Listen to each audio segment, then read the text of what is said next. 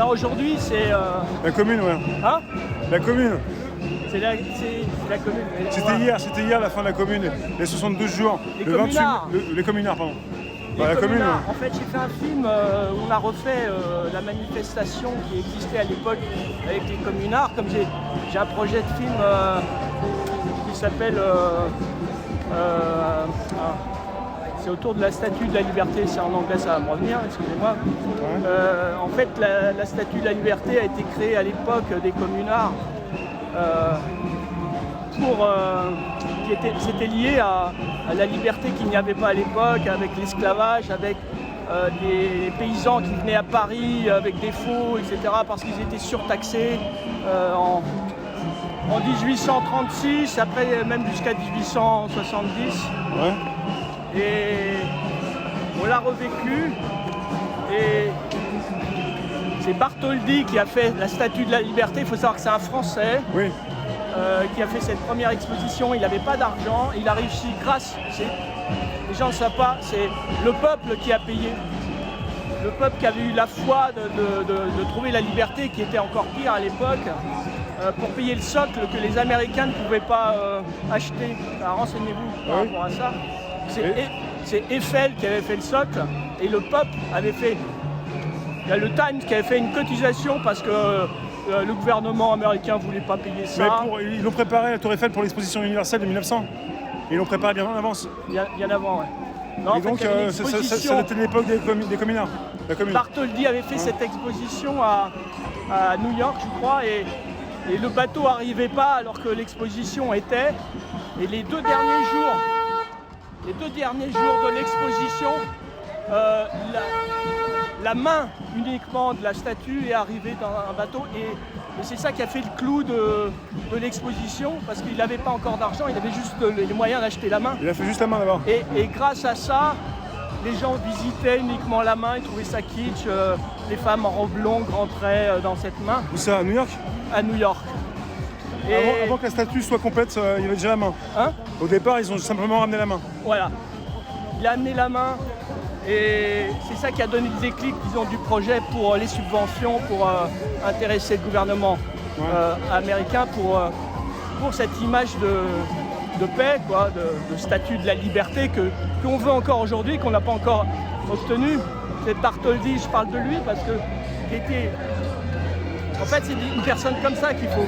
C'était une personne qui était avec le gouvernement et avec le peuple. Ouais.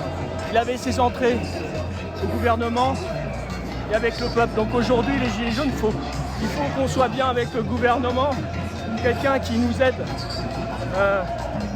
Il n'y a que comme ça qu'on peut y arriver. Et oui, l'anecdote, c'est ça. C'est encore les plus pauvres qui payent.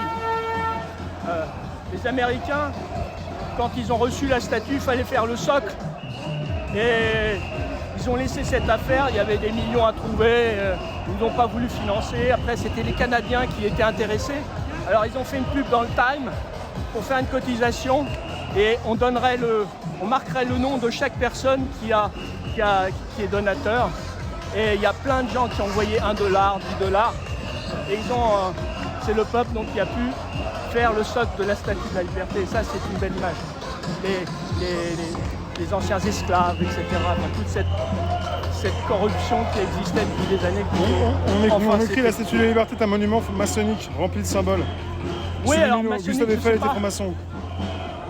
Je sais pas, maçonnique, c'est ce que je dis, il était dans la politique, mais il a aidé le peuple. Alors voilà. Il y a un juste milieu à trouver dans tout. Moi, mon message, il est christique.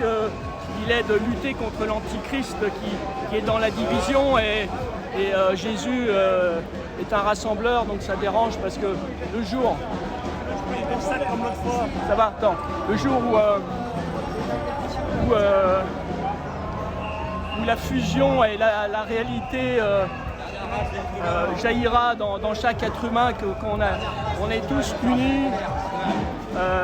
En fait, il n'y a pas eu encore de révélation intérieure de comprendre qui on est, qui fait que les gens pensent que l'autre est un ennemi alors que c'est quelqu'un il est avec vous, quoi. Il est sur la même planète. On est tous liés. Alors quand il y aura cette révélation, le gouvernement ne veut surtout pas qu'il y ait cette révélation. Sinon, ça va faire capoter l'économie. Ils veulent comme j'ai entendu aujourd'hui, ils recommencent à nous traiter d'extrême droite et complotiste. C'est facile, ils ont encore retrouvé quelque chose. On n'est pas du tout comme ça. On est juste. Ouais. On prouve enfin que tout est arnaque. Et il y a même des gens qui disent que les élections ont été truquées, mais j'ai pas le droit de le dire aujourd'hui. Ouais. On en reparlera. On en reparlera. Voilà, statut de la liberté lié à on est rue la Saint-Maur. Révolution. Ouais, merci Jésus. Hein? Merci. Tout à l'heure. À tout à l'heure. Rue Saint-Maur. Garde un petit peu de force parce que là, quand tu parles, je pense que tu te dépenses. T'as déjà la croix. Ouais. On est rue Saint-Maur.